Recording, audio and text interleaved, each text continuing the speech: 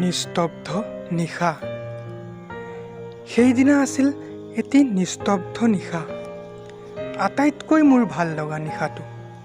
জোনৰ পোহৰত আকাশত তৰাবোৰে তিৰবিৰাই আছিল।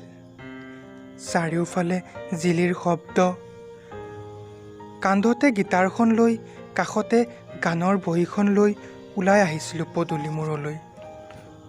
কোনোবা এডোখৰ নিজান ঠাইত বহিছিলোঁ আৰু গাবলৈ আৰম্ভ কৰিছিলোঁ মোৰ ভাল লগা প্ৰিয় গীতবোৰ। মনত পৰিব ধৰিছিল তোমালৈ।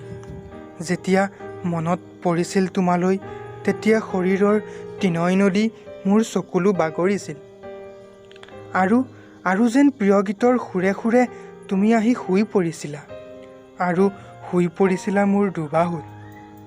মই তেতিয়া তোমাক সাবটিব ধৰিছিলোঁ। তেতিয়া তুমি হঠাৎ আঁতৰি গৈছিলা, আৰু মই সাবটি ধৰিছিলোঁ তোমাৰ তিতা বিষাদবোৰ।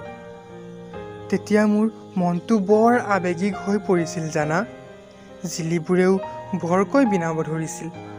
আকাশত থকা জোনটোৱেও ডাৱৰৰ মাজত শুই পৰিছিল। তৰাবোৰেও জোনটোক বিচাৰি কোনোবা দিশত গতি কৰিছিল। আৰু সেই মুহূৰ্তত সেই নিশাটো হৈ পৰিছিল অন্ধকাৰ নিশা। মই চকুলোৰে বাট নেদেখা হৈ পৰিছিলোঁ। সেই সময়ত আহি পৰিছিল বসন্তৰ এজাক সেউজীয়া বতাহ।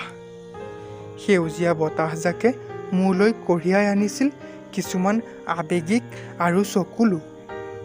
আৰু এনেকৈয়ে পাৰ হৈছিল মোৰ সেই ৰাতিৰ নিস্তব্ধ নিশা।